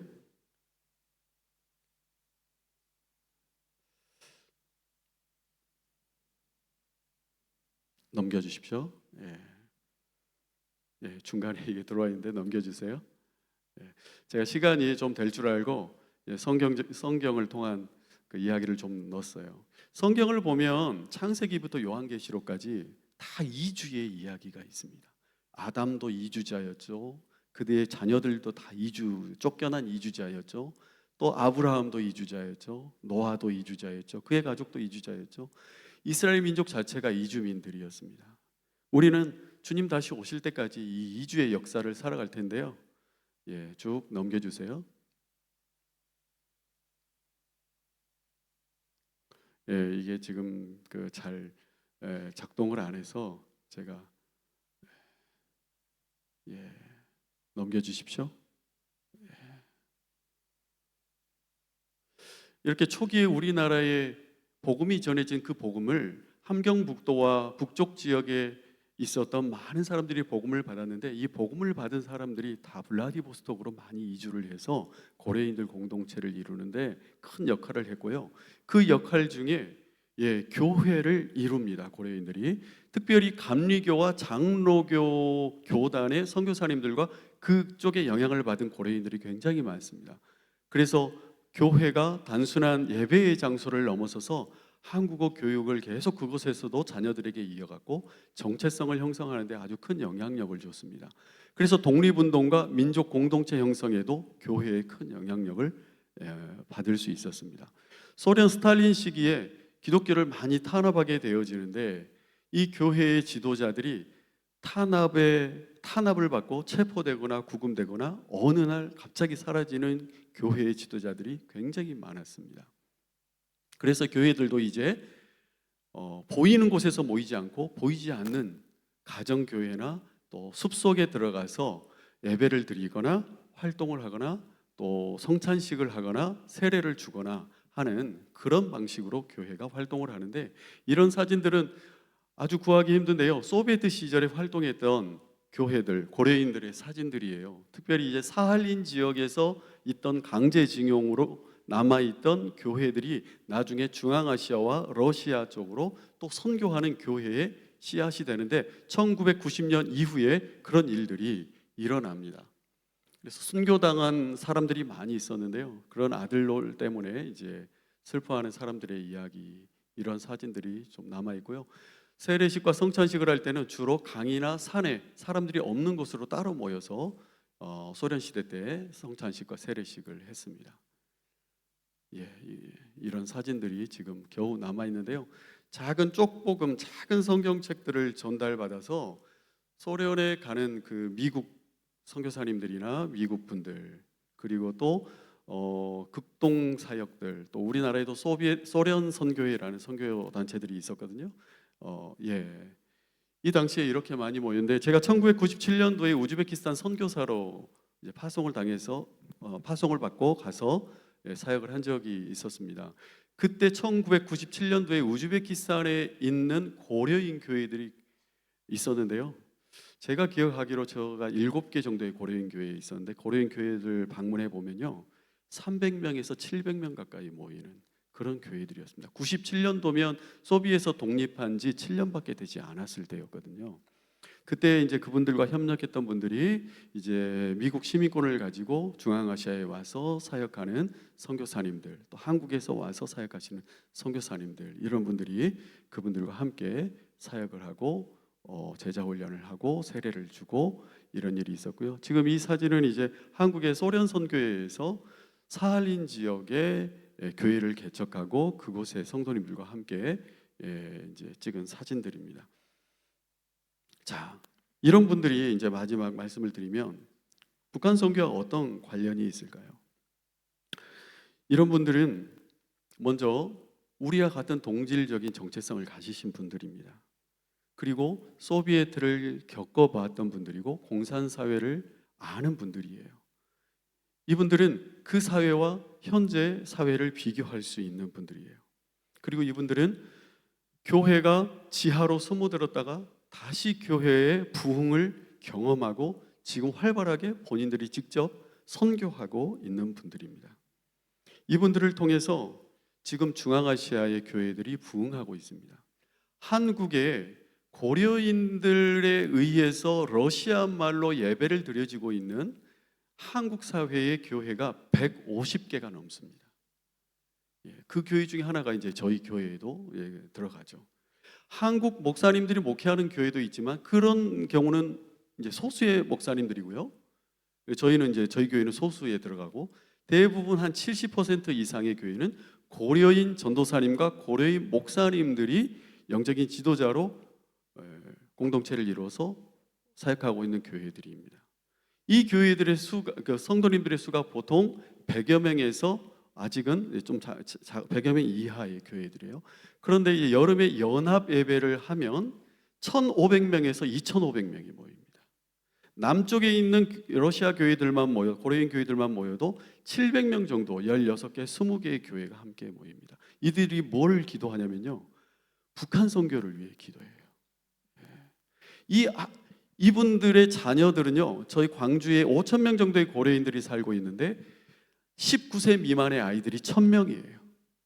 그런데 이 아이들의 특징은 언어를 3개에서 4개의 언어를 사용해요. 러시아어는 기본으로 사용하고요, 한국어 사용하고요, 영어를 사용하고요, 그리고 카자흐스탄에 온 사람은 카자흐어를 이해하고 우즈베키스탄에서 온 사람은 우즈베크어를 이해해요. 이들에게 제가 농담 반 진담 반으로 이 아이들에게 너 목사님 해라, 아직도 그런 말을 자주 하는데 아직 한 번도 아니요 라는 말을 들어본 적이 없어요. 네 라고 다 대답을 해요. 정말로 그게 뭔지 알고 그러는 건지는 잘 모르겠지만 아주 아이들이 적극적이고 또 개방적이에요. 문화도 한국 아이들과의 문화가 좀 달라요. 그런데 한국 사회를 잘 이해하고 또 러시아 문화와 중앙아시아의 문화를 이해합니다. 이 아이들은 기도하는 아이들이에요. 그런데 한국 사회는 이 아이들의 가치를 잘 몰라요. 한국 학교에 다니지만 한국말을 잘 못하는 상황에서 한국 학교에 다녀요. 그래서 어떤 아이들은 한국말을 잘 이해하기도 하지만 어떤 아이들은 한국말을 전혀 모르지만 학교에 가서 1학년 때부터 앉아서 한 4학년 때까지 그냥 학교에 가서 놀아요.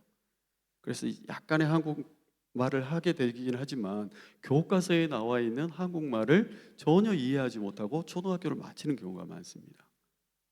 그래서 이제 저희 같은 경우는 이 아이들을 위해서 여러 가지 활동들을 하고 또 학교를 운영하고, 예, 저희 교회의 모습인데요. 학교를 운영하고 또 부모님들을 상담하고 이주민 센터를 운영하고, 예, 그렇게 하고 있습니다. 저는 우리가 정체성을 좀 잘 가졌으면 좋겠습니다.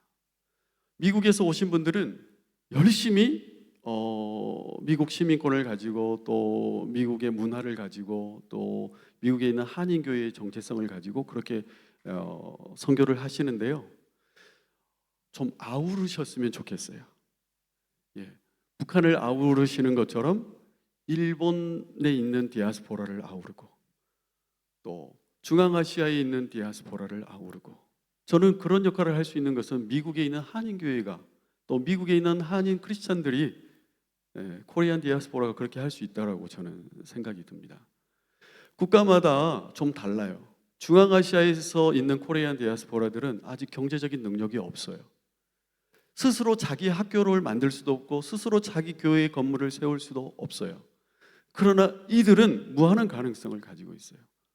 또 한편으로 한국은 가장 가까운 일본에, 물론 뭐 경제적인 여유가 있는 일본 한인들도 있겠지만, 예, 난민으로 남아있는 한인들이 있습니다.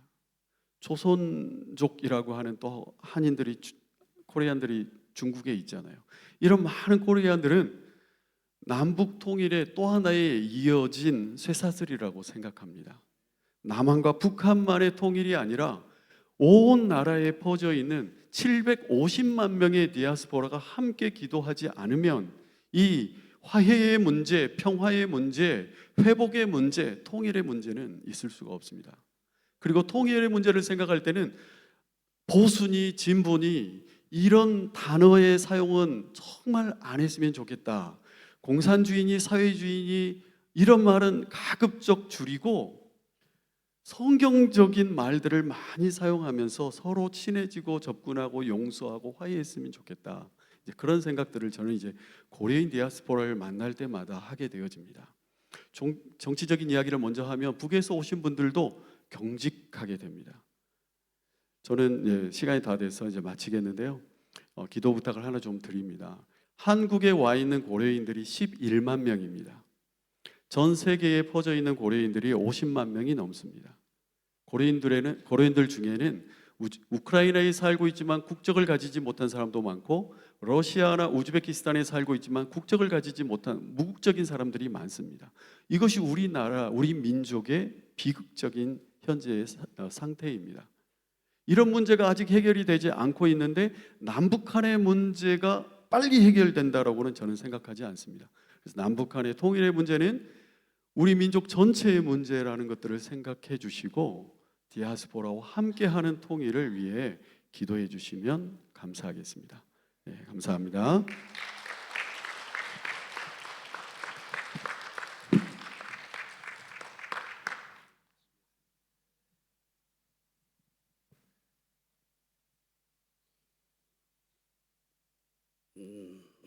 아주 마음이 아주 뭉클해지고요. 이면수 목사님께서 여기 저희들 이 모임 갖기 전에, 목사님 내년이 광복 80주년입니다. 벌써 80주년. LA에서 우리 2세들이 크게 모이려고 하는데 함께 합시다. 그래서 그래야죠. 내년 LA에서 80주년 광복 컨퍼런스를 할 거예요. 지금 리버티에 어마어마한 미국 대학교의 크리스천 학교인데 임 목사님 다녀오시더니 깜짝 놀라셨어요. 수만 명의 대학생들이 채플을 하는데 몇천 명이 아침에 참가해서 미국 학생들이 찬양을 해요. 거기 팀챙 우리 1.8세 교수가 거기 계시는데 LA에서 한번 모일 적에 고려인 디아스포라 저기 중앙아시아뿐만 아니라 쿠바, 저 남미로 간 우리 디아스포라들이 많습니다. 하와이 사탕수수부터 애니깽. 한번 내년에는 우리 전 목사님 말씀하신 대로 진짜로 좀 디아스포라, 해외 디아스포라, 우리가 잊어먹고 있었던 해외 디아스포라들이 총동원해서 한번 모일 수 있도록 그렇게 한번 해볼까요? 별로 대답이 없네. 네. 대전에 가면은 이용남 목사님한테 연락하면 되고요. 전화번호 모르면 저한테 말씀하시고, 광주에 가면은 전드감 목사님한테 가시면 돼요. 제가 아주 깜짝 놀랐어요. 저 주빌리 집회 마치고 오라 그래갖고 아내하고 여기 마을을 직접 갔어요. 전 러시아에 와 있는 줄 알았어요. 간판이 전부 러시아 말로 돼 있더라고요. 꼭 우리 왜 영등포 거기 어디죠? 거기 왜 조선족 마을이 있듯이 완전히 그냥 우즈베키스탄 우크라이나 러시아 그렇게 간판들이 되어 있는 마을이 한 동네가 그냥 그렇게 돼 있대요. 그 한복판에서 목사님 학교와 교회를 놓고 애들이 얼마나 밝은지 가방 딱 메고 들어와서 자기 그 수사바에 딱 넣더니 안녕하세요 하고 인사합니다. 그래서 귀한 참 사역을 하신다. 그래서 제가 현장을 보고 목사님 방콕으로 오세요. 그랬더니 그냥 너무 좋아서 오고 싶었던지 이제 치앙라이까지 가시겠다고요. 공락금도 제일 먼저 내더라고요. 아주 감사합니다. 자, 이렇게 작지만 의미가 만나져야 하나님이 다이나믹을 줄 걸로 믿습니다. 그래서 오늘 저녁도 좀 기대하시고, 우리 조장님들 이제 좀 바빠졌는데 거의 오늘 보니까 잘 되시는 것 같아요. 처음에는 막 어리버리해갖고 잘 안 되시는 것 같은데 강의를 드리니까 그 주제에 대해서 어떻게 접근해 나가야 된다는 거 아시겠죠? 그래서 내일 점심 때까지 우리 조장방들 카톡을 연결할 테니까 조석이 그렇게 해서 조별 그 선언문을 문안시켜 갖고 워딩을 잘 해서 카톡에다 올려주면 내일 저녁 때 이제 임 목사님이 이제 저녁 기도회 할 때 우리가 만든 선언문으로 기도할 거예요. 할렐루야. 매번 이제 판에 박힌 그런 선언문이 아니고 우리가 만들어낸, 우리가 행할 일, 하나님께서 행할 일, 그 부분에 대해서 이제 기도할 겁니다. 성령님께서 어떻게 역사하려는지 모르겠습니다. 성령님께서 강하게 역사해 줄 줄로 믿습니다. 그래서 지금 30분 일찍 끝났어요. 지금 이거 어떡하지? 그래서 우리 이병일 목사님이라고 시애틀에 가수가 하나 있어요. 우리 나경화 그 선교사님 그 목사님보다는 조금 못할 수도 있는데 어떻게 특송 한번 들을까요? 10월의 마지막 밤을. 자, 우리 이병일 목사님 때가 왔습니다. 괜찮겠죠? 예, 반주 좀 누가 좀 서로 컨택하세요. 그럼 나도 하겠다는 사람 내가 지금 2사람 더 할 수 있어요. 선물이 있습니다. 선물. 우리 신상태 목사님이 저한테 오더니 우리 교회에 선물이 있습니다 이러더라고요. 알았다. 자, 목사님 저 반주자 누구 빨리 나가서 좀 어레인지 하시고. 나도 하겠다. 몇 조시죠? 몇 조예요? 5조는 가산점이 좀 올라가겠네. 5조. 누가 좀 반주 좀 해주실 분이 없으세요? 좀 없나? 반주 해주실 분? 네? 네, 내려오고 있습니다, 목사님. 내려오고 있습니다. 자신 있죠? 자신 있죠?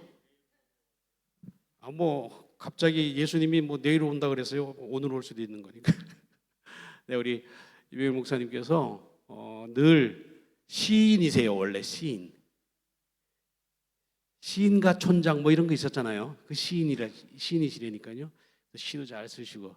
우리 박수로 한번 초대해 받겠습니다. 이병일 목사님이시. 그다음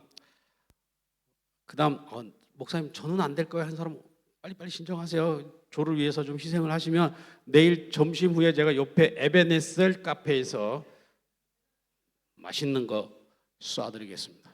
에벤에셀. 문인철 목사님, 오늘 저녁 집회 시작 기도입니다. 메시지를 아직도 안 열어보셨더라고. 그래서 내가 지금 광고합니다.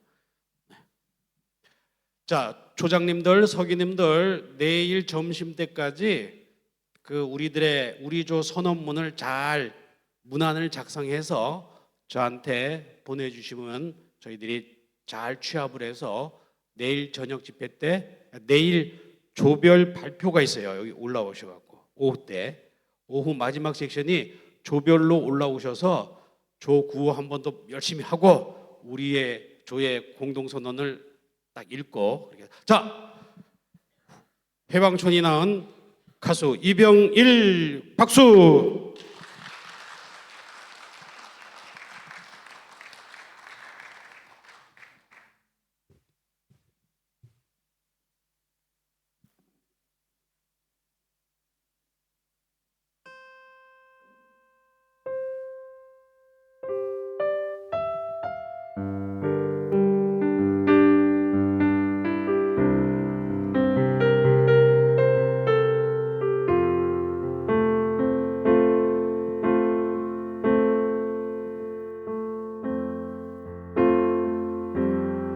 나를 지으신 이가 하나님, 나를 부르신 이가 하나님, 나를 보내신 이도 하나님, 나의 나 된 것은 다 하나님은 해라. 달려갈 길 다가도록 나의 마지막 호흡 다하도록 나로 그 십자가 품게 하시니 나의 나 된 것은 다 하나님은 해라. 한량 없는 은혜, 갚을 길 없는 은혜, 내 삶을 애워 사는 하나님의 은혜, 나 주저함 없이 땅을 밟음도 나를 붙드시는 하나님의 은혜, 한량 없는 은혜, 갚을 길 없는 은혜, 내 삶을 사는 하나님의 은혜, 나 주저함 없이 그 땅을 밟음도 나를 감싸시는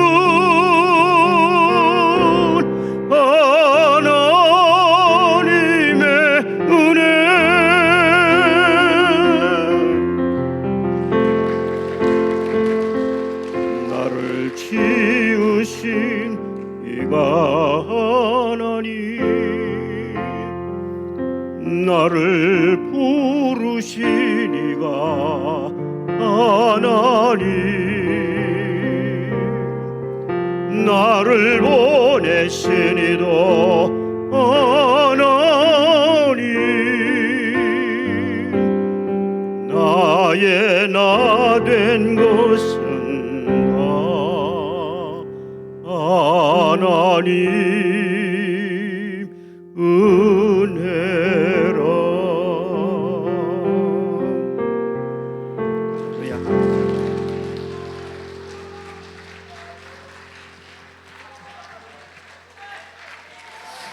내일 또 앵콜 받겠습니다. 내일.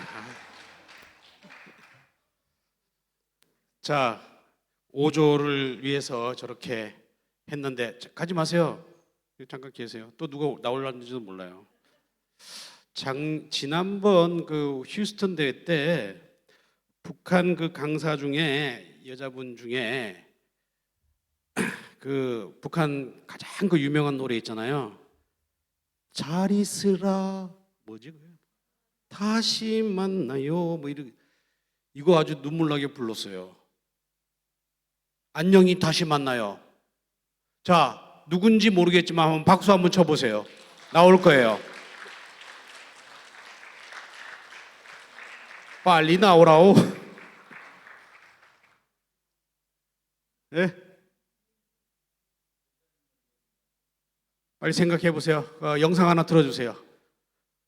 여기 앞에 무대 끄고, 자, 우리 그날이 속히 오리라 한번 들어보겠습니다. 우리 저 뒤에 음악 찬양 리드에서 우리 김규희 목사님의 작품이에요. 박수 한번 드립시다. 주 예수 다시 오시는 날 그날이 속히 오리라 주의 영광 보게 되리라 그날이 속히 오리라 주의 이름 부르는 그날 모든 나라 모든 민족 주의 구원 보게 되는 날 그날이 속히 오리라 내 주 예수 다시 오시는 날 그날이 속히 오리라 주의 영광 보게 되리라 그날이 속히 오리라 주의 이름 부르는 그날 모든 나라 모든 민족 주의 구원 보게 되는 날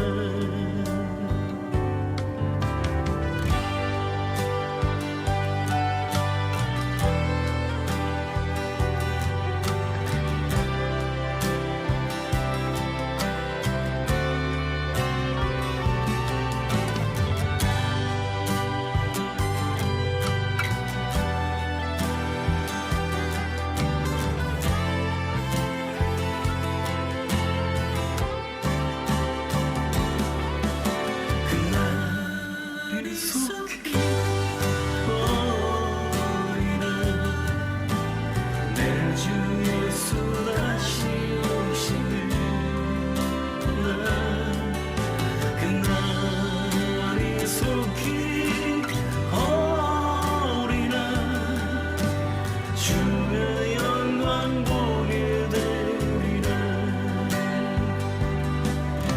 그날이 속히 오리라 주의 이름 부르는 그날 모든 나라 네, 감사합니다. 고맙습니다. 자, 잘 가시라 다시 만나요. 없어요? 주영복 집사님 어디 가시나? 뭐 대홍단 왕감자도 괜찮아요. 박수 한번 드립시다.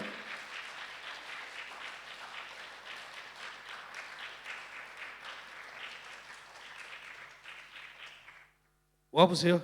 그냥 북한에서 제일 잘 불렀던 노래 하나 부르세요. 그럼 우리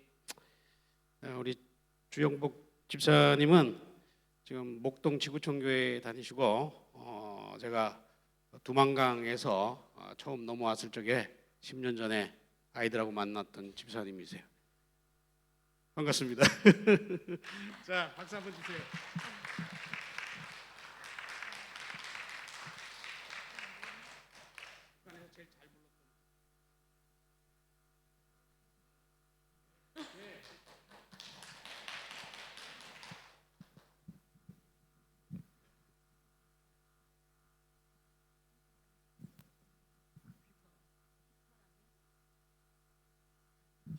반갑습니다. 반갑습니다 할까요?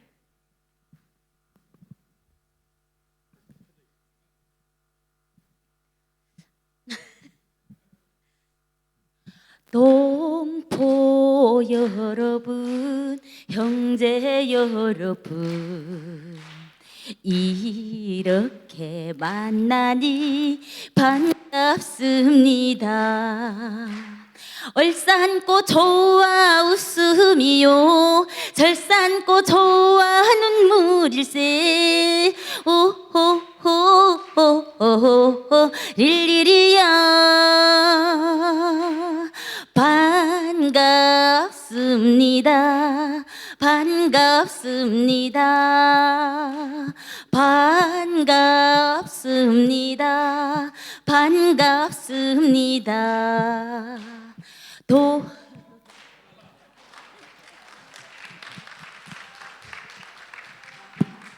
감사합니다.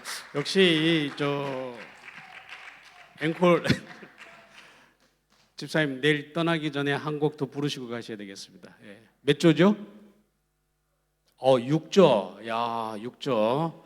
6조, 5조. 예, 좋습니다. 남남북녀라 그랬는데 우리 저 김병찬 집사님 대전을 대표해서 한번 없어요? 그때 잘 하실 것 같더니만 예, 그럼 뭐 대충 시간이 됐는데 예, 여러분들 혹시 네? 예. 예. 근데 지금 밑에서 사인이 왔는데 지금 밑으로 내려오면 안 됩니다 그러는 거예요. 그래서 내가 지금 붙들고 있는 거야. 지금 신상태 목사님이 지금 쏟아져 내려오면은 여기 뭐 비밀이 누설됩니다 뭐 이런 것 같아. 그래서 나보고 지금 저희 30분까지 홀딩 하려는 거예요. 그래서 내가 지금 한우 없이 이렇게 됐는데, 자, 우리 손을 높이 들고 우리는 주님의 여기는 잘하는데 우리는 주님의 복음 통일입니다. 네, 우리는 주님의 복음 통일입니다. 자, 일어나서 자, 스트레칭 하는 거예요. 스트레칭. 요거 스트레칭 5분만 하고 우리 발레 하신 분을 내가 모실게요. 발레 하신 분을 내가 모실 테니까 발레 하신 분이 이제 마무리 기도하고 식사 기도하고 끝날 거예요. 자, 왼쪽으로 한번 아이고 좋다. 그다음에 오른쪽으로